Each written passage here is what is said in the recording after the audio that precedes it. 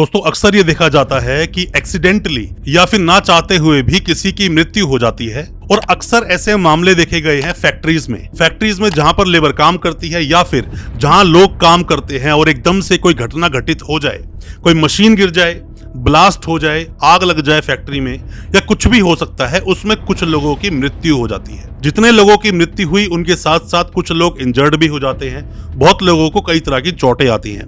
पर अक्सर ऐसा देखा गया कि जो एफआईआर दर्ज होनी चाहिए थी 304A में, वो 304A में ना होकर 304 में सिर्फ एफआईआर दर्ज की जाती है, जिसके अंदर की 10 साल तक की सजा तो है ही, उम्र कैद तक का भी प्रावधान है उसके अंदर और फाइन भी देना पड़ सकता है। और कई बार जब आप बेल फाइल करते हो, सेशंस कोर्ट में आप जाते हो, तो उसके बाद में हाई कोर्ट, सुप्रीम कोर्ट तक आपको जाना पड़ सकता है अगर चार्जशीट में कुछ चीजें एक्स्ट्रा ऑर्डिनरी लिखी जाती हैं, जैसे कि आपकी लापरवाही से ही किसी की मृत्यु हुई या फिर आपको जानकारी थी या फिर आपने जानकर ऐसा होने दिया। इन सब मामलों में 304 के ऑफेंस में 304 आईपीसी में एफआईआर दर्ज हो जाती है, चार्जशीट भी इसी में लगती है और कई बार काफी हैवी कंपनसेशन देने के बाद लोगों की बेल तक हो पाती है। इसके बारे में आज डिस्कस करेंगे अपने इस वीडियो के माध्यम से कि अगर ऐसी कोई घटना कहीं पर हो जाए और आप पर कोई मुकदमा दर्ज हो गया है तो बेल आपको कैसे मिलेगी, क्योंकि हालांकि जो ये मामला है ये संतावना से जुड़ा हुआ है, लोगों की फीलिंग से जुड़ा है। जिसके घर में मृत्यु होती है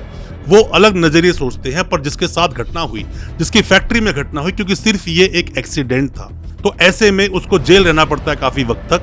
आज उसके बारे में डिटेल में चर्चा करेंगे। ज्यादा कुछ जानने के लिए 304 आईपीसी के बारे में दोस्तों बने रहिए हमारे इस वीडियो के साथ। नमस्कार दोस्तों, एक बार फिर स्वागत करता हूं आप सभी का अपने इस यूट्यूब चैनल पर जिसका नाम है फाइट फॉर ट्रू और मेरा नाम है वीरेंद्र वर्मा। दोस्तों बहुत सारी हम वीडियोस लेकर आते हैं बेल पर या फिर हम बताते हैं एंटीसिपेटरी बेल कैसे लेंगे।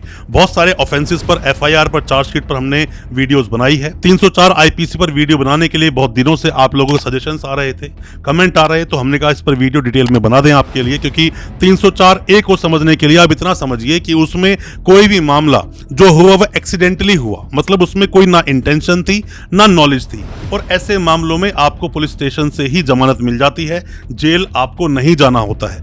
पर उसके उलट 304 में अगर 304 का मामला आ गया, culpable homicide not amounting to murder, किसी की मृत्यु तो हुई है उसके अंदर पर वो मर्डर नहीं है, ऐसे मामलों में अक्सर लोगों को सालों साल तक भी जेल में रहना पड़ जाता है और कई बार लोग जेल में रहते भी हैं। ऐसे मामलों में 10 साल तक की सजा हो सकती है और साथ ही साथ आपको उम्र कैद भी हो सकती है। डिपेंड करता है कि केस क्या है। अगर आप में से कोई भी नए वकील साहब हैं, कोई भी लॉ स्टूडेंट है, कोई भी कानूनी जानकारी लेना चाह रहा है, तो मैं आपको बता दूं 304 आईपीसी में आपको सिर्फ 2 बातों का विशेष रूप से ध्यान रखना चाहिए। क्या क्या होता है?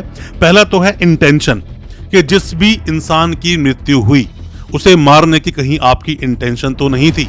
साथ में ही दूसरा होता है नॉलेज, कि ऐसी कोई घटना हो रही थी या ऐसा कोई कृत्य किया जा रहा था जिससे कि किसी इंसान की मृत्यु हो सकती है, ये है नॉलेज। तो इन दोनों चीजों को आपको बहुत भली भांति समझना पड़ेगा, वरना तो आपके साथ प्रॉब्लम हो सकती है। सालों साल आपके क्लाइंट को, आपके जानकार को या फिर कोई भी इंसान जिस पर मुकदमा हुआ है उसे जेल में रहना पड़ सकता है, चार्जशीट तक भी आपको वेट करना ही पड़ सकता है। किसी इंसान की इंटेंशन थी तो ऐसे मामले में जो मामला होगा नॉन कॉग्निजेबल होगा, मतलब कि सीधा आपको बेल नहीं मिलेगी, जेल आपको जाना पड़ेगा, मतलब कि पुलिस आपको ऐसे ही अरेस्ट कर सकती है बिना कोई वारंट दिखाए। नॉन बेलेबल होगा ये मामला, ट्रायबल बाय सेशंस कोर्ट होगा, सेशन कोर्ट में इसका ट्रायल चलेगा।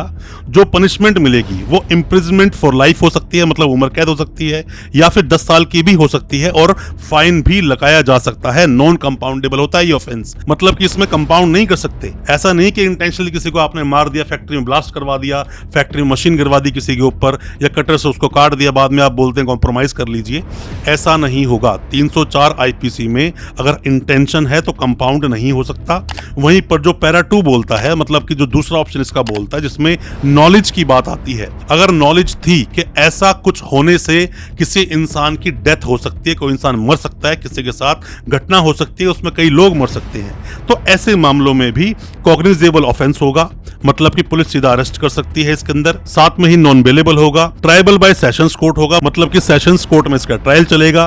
जो पनिशमेंट होगा वो इम्प्रिजमेंट होगी, 10 साल तक की फाइन भी लगाया जा सकता है और साथ में ही नॉन कंपाउंडेबल होगा। दोनों ही मामलों में, चाहे वो पैरा 1 हो चाहे पैरा 2 हो, तो 304 आईपीसी का डिटेल्ड बोलता है, उस दोनों में ही आप कंपाउंड नहीं कर सकते, पुलिस आपको सीधा रूप से अरेस्ट कर लेगी। और कई बार हमने देखा है कि मामला 304 ए का बनता है पर मामला वहां पर 304 का बना दिया जाता है। 304 ए क्या बोलता है?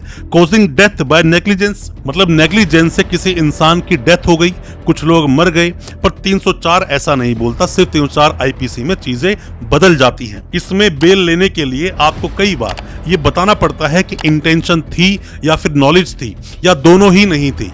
आपको ये प्रूव करना पड़ेगा कोर्ट में खड़े होकर। सेशंस कोर्ट में अक्सर बात नहीं सुनी जाती है और आपको बेल लेने के लिए हाई कोर्ट, सुप्रीम कोर्ट तक जाना पड़ता है। एंटीसिपेटरी बेल भी आप इसमें ले सकते हैं अगर इसमें नॉलेज और इंटेंशन नहीं थी तो ये आपको प्रूव करना पड़ता है। ऐसे ही आपको कहीं से भी बेल नहीं मिलेगी, प्रॉब्लम हो सकती है।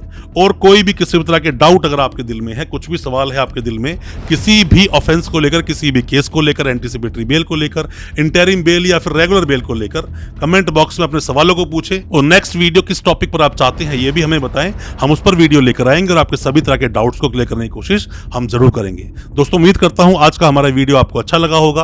अच्छा लगा हो आज का वीडियो, हमारे चैनल को सब्सक्राइब करना बिल्कुल ना भूलें, साथ में लगा बेल आइकन जरूर दबा दें ताकि इसी तरह की लीगल अवेयरनेस की वीडियोस आप तक पहुंच सके सबसे पहले। बहुत बहुत शुक्रिया दोस्तों, धन्यवाद हमारे इस वीडियो के साथ बने रहने के लिए।